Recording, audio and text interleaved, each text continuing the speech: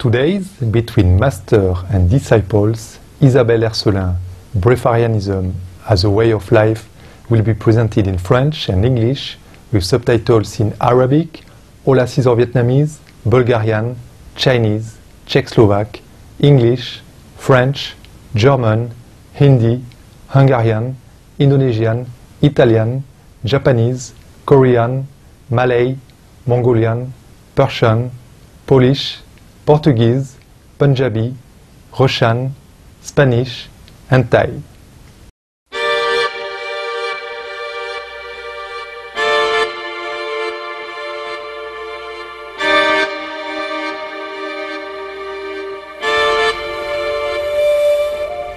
Dans les Écritures, le corps humain est souvent appelé le temple de Dieu.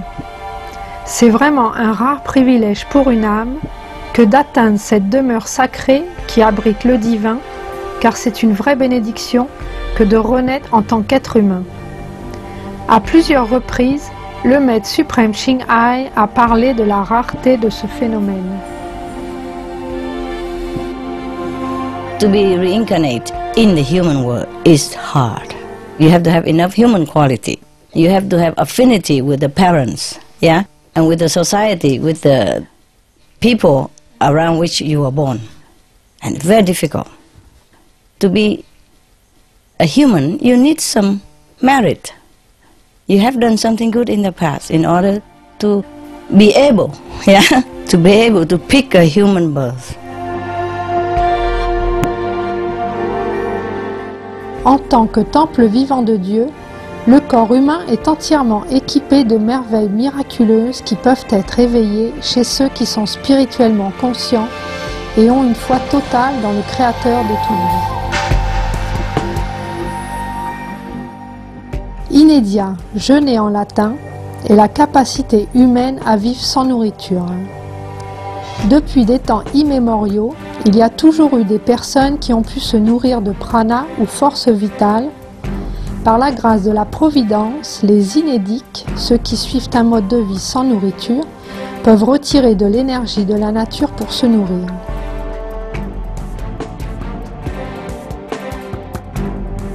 They live on the chi, from the ground, or from the forest, and from the sun and from the air. They make use of all that. Or they live on love, on faith alone.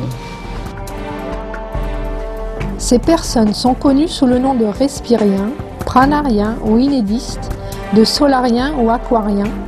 Ils viennent de tous les horizons, toutes les cultures et des quatre coins du monde. Les possibilités et miracles de la vie, tels que notre Créateur bienveillant les a conçus pour nous, sont bel et bien infinis.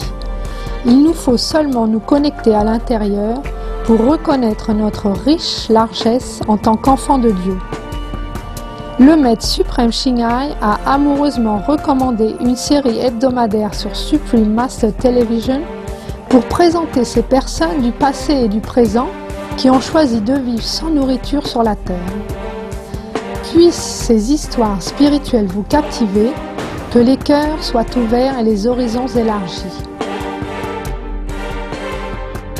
Nous vous invitons à nous rejoindre pour la deuxième partie de notre série de 4 émissions, Isabelle Hercelin, le respirianisme comme mode de vie, dans Entre maître et disciple.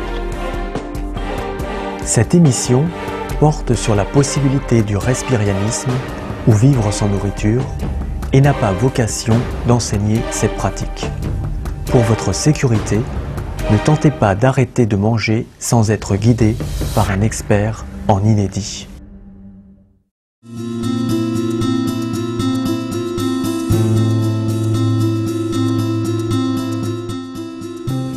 Depuis un an, Isabelle Hercelin a renoncé à la nourriture physique et vit comme une respirienne.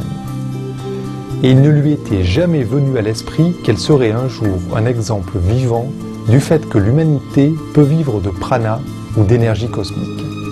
Cette expérience à ce jour a été incroyable pour Isabelle.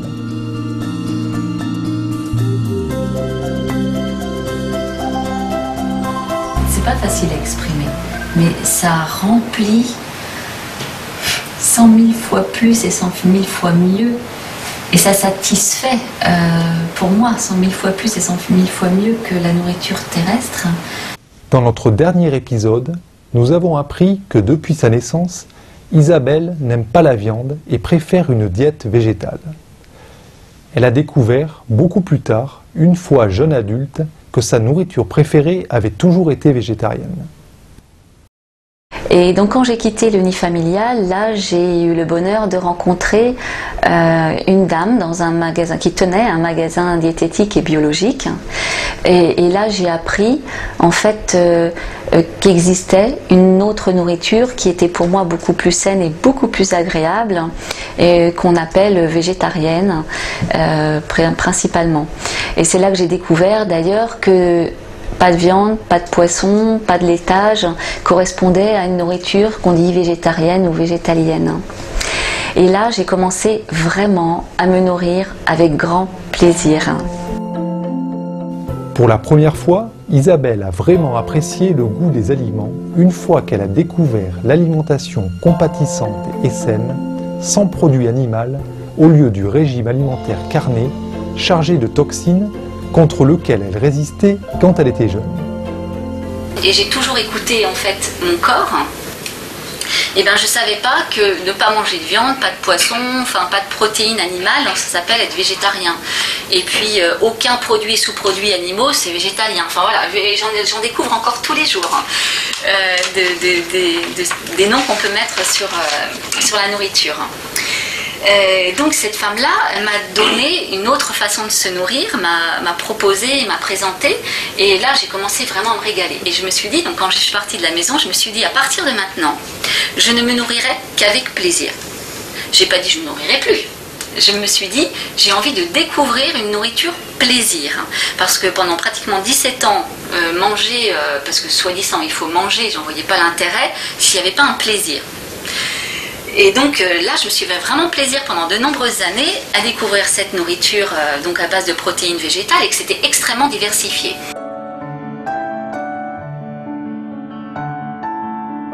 Au retour de Entre maître et disciple, après ces brefs messages, nous allons découvrir comment l'alimentation d'Isabelle a encore changé alors que son corps se préparait à un mode de vie sans aliments. Restez avec nous sur Supreme Master Télévision.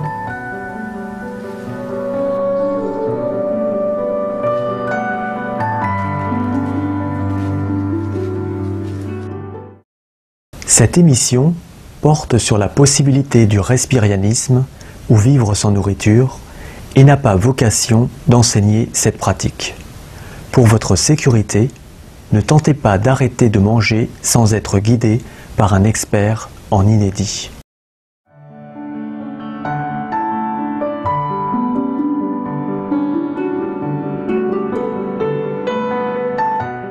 De retour dans Entre maître et disciple sur Supreme Master Télévision. Poursuivons notre présentation de Isabelle Hercelin, le respirianisme comme mode de vie. Une fois qu'Isabelle a découvert le végétalisme, avec beaucoup d'enthousiasme, elle a commencé à explorer tous les choix alimentaires que ce mode de vie écologique a à offrir. Donc j'ai découvert tout un panel de nourriture très très agréable avec comment dire des goûts bien meilleurs que ceux que j'avais connus jusqu'alors. Et petit à petit j'ai cheminé comme ça. Alors j'ai découvert aussi, elle m'a fait découvrir aussi comment dire, les graines germées et les algues. Et pour moi ça m'a vraiment suivi énormément jusqu'au bout. Dans son exploration des différents choix alimentaires à base de végétaux, Isabelle a saisi l'importance du végétalisme biologique. La nourriture donc biologique pour moi aussi était, je pense, très important déjà à l'époque, même si je ne pouvais pas y mettre forcément des mots pour le respect de la planète. Et ça c'était au moins un début de conscience, même si avant il y avait d'autres choses, un début de conscience qu'on est vraiment relié au tout et que c'est important en tant qu'être humain d'être respectueux de cette terre qui nous accueille. Isabelle a commencé à progressivement diminuer sa consommation d'aliments cuits et à inclure plus de fruits et légumes crus dans son alimentation. Et au fur et à mesure que les années sont passées, après avoir expérimenté tout ce qui pouvait exister dans cette nourriture, je dirais plus végétale même carrément, où je me suis vraiment régalée et fait plaisir, mon corps, petit à petit, en fait, m'a réclamé d'autres choses, enfin une modification, je dirais, alimentaire, c'est-à-dire la suppression quasi des céréales. Il me restait juste un peu de riz et un peu de quinoa. Les protéines, même végétales, ont disparu petit à petit aussi de mon alimentation. Et en ce qui concerne les fruits, j'ai jamais vraiment aimé les fruits. Voilà, mon corps n'a jamais réellement accepté les fruits, à part le raisin et les figues fraîches. Les légumes cuits ne me convenaient pas véritablement, complètement crus, pas véritablement non plus. Donc ça a été ce que j'ai appelé, ce qu'on appelle des cuidités. Là, je me suis vraiment fait plaisir. Mon corps était d'accord avec ça. Et j'ai surtout consommé des graines germées. Là, je me suis vraiment régalée aussi dans cette découverte il y a à peu près 20 ans des graines germées. N'ayant pas de jardin, j'irais même depuis ma naissance, n'ayant pas de jardin, eh bien j'ai fait mon propre jardin intérieur qui a aussi beaucoup plu à ma fille, ces jardins intérieurs de la maison et les algues. Et ce que je veux dire, c'est que pour moi, sur mon parcours, je me suis vraiment, et ça c'est important, écoutée dans ce qui pouvait me faire plaisir. Et là, mon corps a vraiment exprimé ce dont il avait besoin à ce moment-là. C'est un parcours, je dirais, unique pour chacun. Et il est important pour chacun de trouver ce qui lui correspond.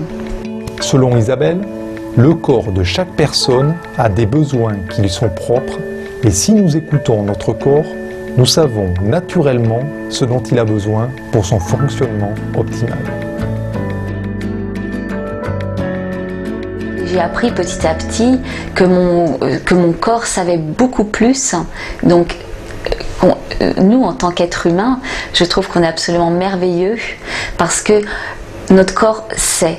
Et comme notre corps est unique, je dirais chemin unique pour chaque être humain. Et c'est à soi de trouver son propre chemin.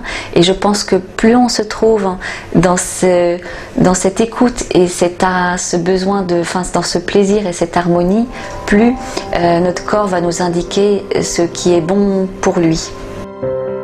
En fait, à l'origine, l'humanité n'avait pas besoin de nourriture physique pour sustenter le corps. Beaucoup de respiriens ont cette même croyance, y compris le docteur Christopher Schneider, un chimiste naturopathe et coach respirien. Il a dit « Je crois que quand l'humanité est venue sur Terre, il n'était pas nécessaire de consommer quoi que ce soit. » Le maître suprême Shingai a raconté une fois une histoire bouddhiste qui faisait la lumière sur notre état originel inédit. At that time, this world has no leader, no beings, nothing. And then one of the beings from that higher planet saw this world empty. But the throne was ready. Yeah, so he came down. So that was the first we call Brahma. Yeah. Well, according to the story, yeah, the Buddha said. And then suddenly he's so alone. Alone, no good. He said, I wish some more beings come to me. Yeah. So when they come, all these beautiful people from the Kuan Yin planet. They call it Kuan Yin because in that planet people live nourished by light and sound only. They're not in necessity of solid food like we do now. Okay. So slowly many of them came to this world and settled down. When they came here, they live in light and glory. They can fly anywhere they want, then be in everywhere instantly. There is no need for vehicles or any physical transportation, no need for any language. They still understood each other perfectly, and they still be very free in their own way and in their glory. And they live in glory for long ages, trillions of years. And then slowly this world became more solidified and more beautiful and more visible and more glorious. And then some of these beings walk around the sea or fly around the seas, the seashores, and saw some kind of form from the sea. And these forms look so beautiful, and so shining, and smell so nice. A lot of very strange fragrance emanate from this kind of form which floats on the sea. Some of them were curious, and they just land down and they taste some of it. Never saw this thing before. It has never appeared before. But they look, and it's so beautiful, and then the smell so irresistible. So they taste it, and it was so nice. They never ate anything before, and they didn't think they need it. They didn't think there's such thing so nice and tasty. So they ate more and more. And so slowly everyone knows about this beautiful form on the sea, which is tastes good and smell nice and beautiful. So they all came and eat them. And the more they eat, the more they became heavy. They changed their appearance, changed their power.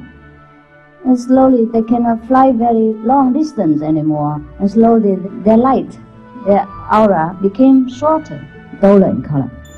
But they wouldn't notice that much. Anyhow, it's too late to change.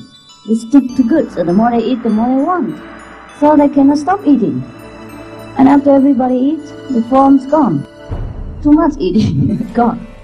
And then something else appear on earth.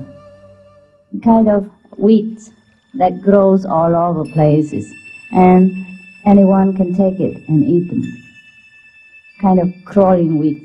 So people like it also, because there are no more forms. And they try the wheat. The wheat's also very tasty and nice and beautiful and fragrant. So they eat, and everybody eat. And the more they eat these, the coarser their body and spirit became. They could hardly fly anymore, and their physical body began to change into the worse, not the better. They was beautiful and glorious before. Now they look more coarse, and some sound begin to emanate from their mouth now. There was no need to speak before. Now they must make some sound in order for the neighbor to understand. Just some bubbling, but it has been the sound now. And they could not stop eating now. It's become like addict. Oh, it's so beautiful, so good. So they keep eating. Comment Isabelle a-t-elle amorcé son voyage de retour à cet état originel, pur pour vivre de lumière? Retrouvez-nous dimanche prochain pour la troisième partie de Isabelle Ercelin, le respirianisme comme mode de vie.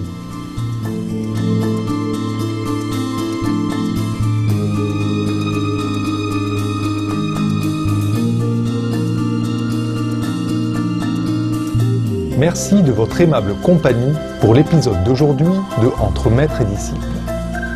Des gens bien, de bonnes œuvres va suivre juste après Nouvelles d'Exception. Alors restez sur Supreme Master Télévision. Que Dieu vous bénisse et au revoir. Thank you for your loving company for today's episode of Between Master and Disciples. Good People, Good Works is coming up next after NatWave News. Please stay tuned to Supreme Master Television. Heaven bless and farewell for now. For more details, please visit www.suprememastertv.com/BMD.